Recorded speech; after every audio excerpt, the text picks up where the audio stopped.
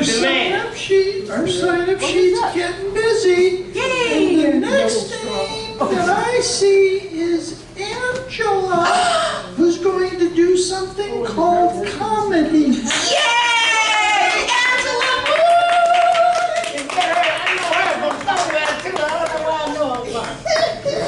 Angela Moore, right? Angela Moore is gonna give us some more. And I know Angela Moore because of Upside Down Comedy, which takes place at First Presbyterian Church of Hollywood. And it is clean comedy. And I'm feeling the time as she takes her sweet time getting to the stage. And this is her first time.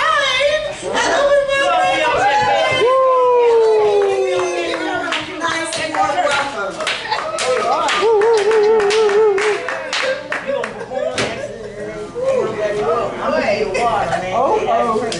Okay, get that water. Hold that. Yes. Thank you, sir. Thank you. I forgot what I was wearing today. That's right. People will remind you one day. I know, right. So hey everybody. Hey. My name is Angela Moore. Woo! And yes, I am sporting my college alma mater. It's Norfolk State University, which is also an HBCU, which stands for Historically Black College University. Yes, it's in Virginia. And yeah, I'm glad I went to that black school because I'm in the process of losing my black card. You know what I mean? That's right. Yeah, and I'm going to tell you why I'm in the process of losing my card. I'm in the process of losing my card because, like, I don't like sweet potato pie. You know, and it's like most black people like sweet potato pie. You know what I mean? Another thing is, when I was in college, I was in the marching band. Now, marching bands at a black college is very different than marching bands at you know, what do you call them? I forgot what we call them. You know, the white schools, you know? I'll just say it like that. I can't think of the word, I'm sorry.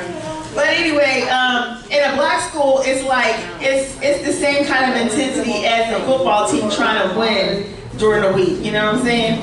So you know, we would practice like 5 days a week, you know, for just one show for 8 minutes. We practiced the whole week for 8 minutes. And my problem was that I had what they called the white girl's disease. I couldn't dance. But the white girl in the band, the one white girl we had in the band could break, like she could move. And I was like, oh. So I'm in the process of losing my car. But I'm in the process of losing my black card. That's when it started back then. Yeah, it started back then. Yeah, exactly. Yeah, so that's the story about my college. I love it. Yeah, I love to go back, and you know, when I make a lot more money, I want to give a lot of money to that school because it did a major thing in my life. So I am from, I know I don't look like it, but I'm actually from the DMV, and I'm not talking about the Department of Motor Vehicle. I'm talking about the DC, Maryland, Virginia area. So I am new here to LA. Well, thank you. I get that all the time, but then when I'm driving, I don't feel very welcome. I know that's right. But I love it. I love the warm reception. I was just like, if we could just transfer to the highway, we'd be good. You know what I mean? So yeah, I made he said he had seen me before. I get that a lot. I'm like, well, I have been on some things, so maybe that's where you want to see me. But I made my acting debut on this show, you might remember it, called The House of Cards on Netflix. Wow. Yeah, thank you for that snap. Usually people clap, but it's okay. Thank you, that's so kind of you. Thank you. Yes, you know, that's exactly what I did on the show. I was a clapping congresswoman. And my term of service was 6 seconds on camera, you know? So, you know, it was a great run, and then after that, you know, life kind of changed for me a little bit. I ended up serving some time. I know you don't know about this, Lorna, but I did serve some time in jail. And my time in jail was very public. That's where you might have seen me as well. I don't know. But you all might have seen me too. I was on Orange is the New Black.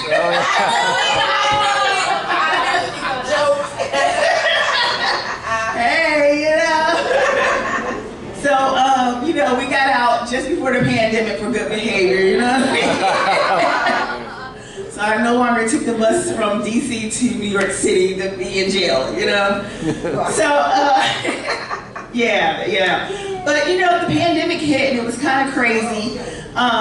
You know, that was some rough times, you all. I never knew that I would get into quarantine 15 by catching COVID-19. It was the worst experience ever in my life. I don't know if anybody had the opportunity of having COVID in 2020 before things changed, you know, with vaccinations and all that other crazy stuff, no matter which way you stand, but it was different.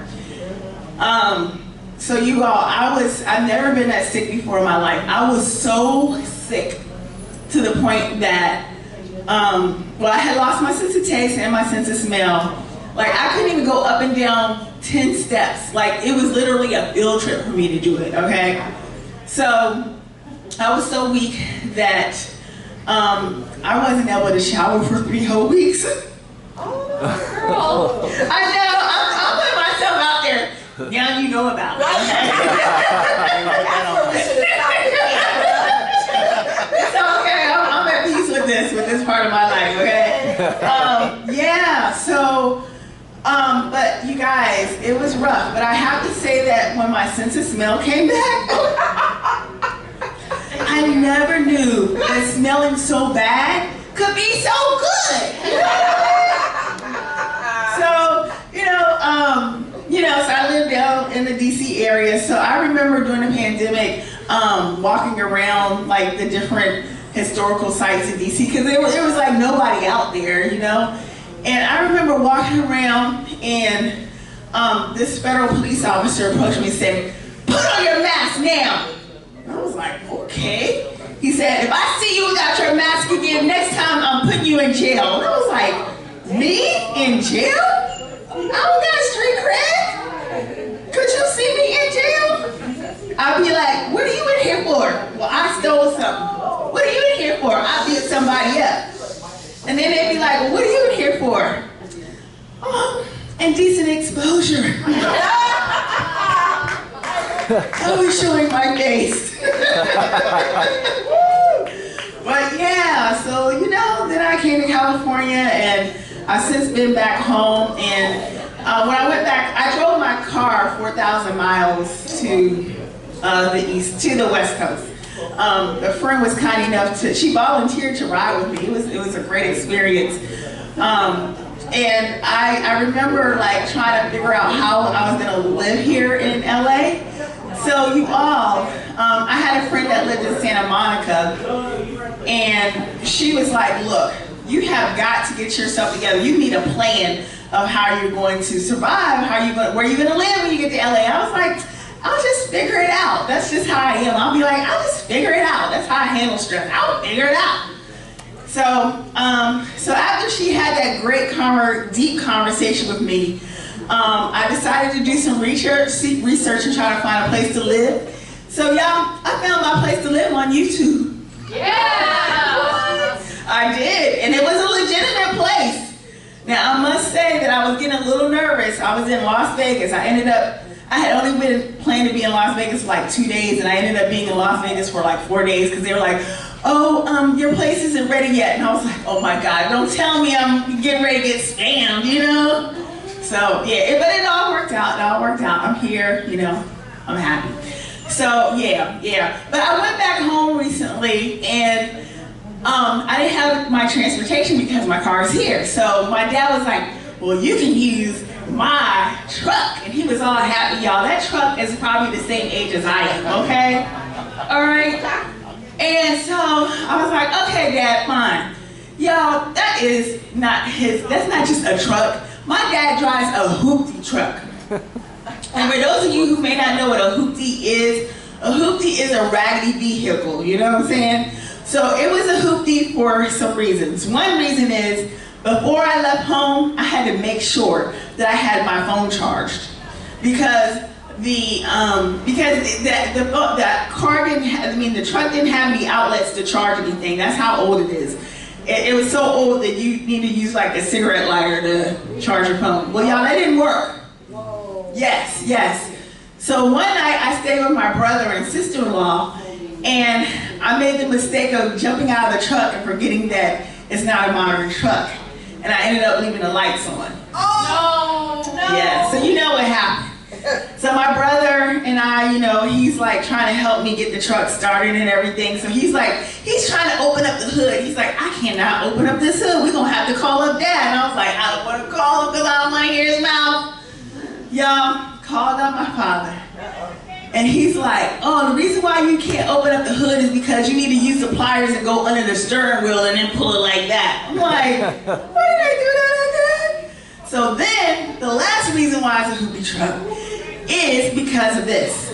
I was driving home one night and I said, Dad, the turning signals didn't come on. And he was like, have you ever thought about using your hand? I was like, using my hand? It was nighttime. And the last time I checked, you're black and I'm black. Who's gonna see my hand at night? Y'all, he's special. But I do come from a family with a great relationship record. My parents have just celebrated like 55 years of marriage. Yeah, they still like each other. Yeah, it's crazy. So they just celebrated that, and then both of my siblings have been with their spouses for over 20 years. And I've been with my therapist for 3 years. Shout out to mental health. Now, y'all, I would never think about getting with my therapist because he keeps saying too many people and I don't share. Okay, I get very jealous. Yes, I do. But I'm an adventurous person. Is anybody here adventurous? Okay, yeah. So I'm an adventurous person. A few years ago, I went skydiving. Wow. Yeah. And it was before my hair was like long like this. So I wanted to look good when I went skydiving because I'm single, you know what I'm saying? I was like, you never know who you can meet up in the air, you know what I'm saying? So, yeah, I bought this very expensive wig on Temu. Temu! Yeah, out on Temu. $19.99, okay, $19.99. Yes. And so, to make sure that I held onto this wig, because I treasured it so much, I put my contact information in that wig, okay? Wow. Yes. So, y'all, when it got time for me to jump, I was like, oh, here we go. So, I made the leap, and I jumped. And y'all, do you know a plane flew by? And I saw this cute guy, I was like, hey, let's go when we get down. Y'all, it didn't work out. I think it's because I was moving too fast. But did your wig stay on? Huh? Did your wig stay Well, I'm gonna get ready to tell you. Hold on. There's a story to this. I'm getting somewhere with this. I thank you for that question. I'm gonna answer it real quick. So, y'all, this is what happened. So I went east, the wig went west. Oh. And the possibility of a relationship obviously went south, okay? Yes. And I'm happy to say that the wig landed on a family's windshield. Oh. And they sent it back to me express mail. So, yeah, that was nice, right? So they were like, when it landed on the family's windshield, you ended up scaring one of the men half to death. And I was like, wow. Not only does my wig make me look beautiful, but I'm also considered a man killer, you know what I mean? So anyway, I'll end with this. This week, I got fired from a job. It's all good, you know. I'm sure a lot of people have gone through it, and it's all good. It's all good. I'm gonna tell you why. So when I called them up and everything, because they were like, can you give us a call? And I'm like, okay, why? Like, I feel like I'm in limbo. Like, why they got me waiting 12 days? You know what I'm saying? So I called them up, And they're like, oh, we decided to go with someone else. And I was like, okay. So I was mad when I got off the phone. I was really mad. And it was because they waited 12 days to tell me I was fired. They could have just told me when they knew after the second day. Could have left a message. Okay, exactly. So it's all good because like my dad, he did Ancestry.com. And a lot of people don't realize this, but you always hear about Jamaicans having a lot of jobs. Well, Nigerians have a lot of jobs too. You know, they're like that too. I mean, if you've ever known a Nigerian, they may have like 3 jobs, and then they have, you laughing, so you know. And they got about 4 businesses, okay? I am so serious. I remember going to a doctor one time. He was a medical doctor. He also did plastic surgery, and he was selling skincare. and all of, yeah. No, shake that. I'm like, what in the world? Yeah, no, seriously. So my dad did Ancestry.com, and that's how I found out that I have Nigerian roots, you know? And I was like, it all makes sense, because y'all like my Nigerian family. I got about 3 or 4 jobs, so the fact that I lost that job, I was like, that's fine. I'll get ready to start a new job next week. And I'm just applying for another job today. You know what I'm saying? And I got like 2 jobs in the pocket that I can go to either day. You know what I mean? So I'm like, I'm good. Yeah. So I am single. Are there any single people? Oh, my piece. Yes, fam. Yes. So, you know, one of the reasons why I went home was because my little cousin got married, and I was like, I definitely have to go and visit my cousin, and I gotta be at that wedding. Now, y'all, I will be honest, I didn't care about the wedding ceremony. I didn't care what the bride looked like. I did care about eating the food at the reception, but I definitely was like, I just gotta go catch that bouquet, because I am still single, you know what I mean? I was like, I gotta come all this way to catch a bouquet. And the reason being is because I am getting too old to keep putting down my mommy and my daddy as my emergency contact. You know what I mean? All right, you all have been so great. Thank you so much for having me. I appreciate it. My name is Angela Moore. And remember, more laughter is good for the soul. Thank you, Lorinda. Thank you. Thank you, Angela.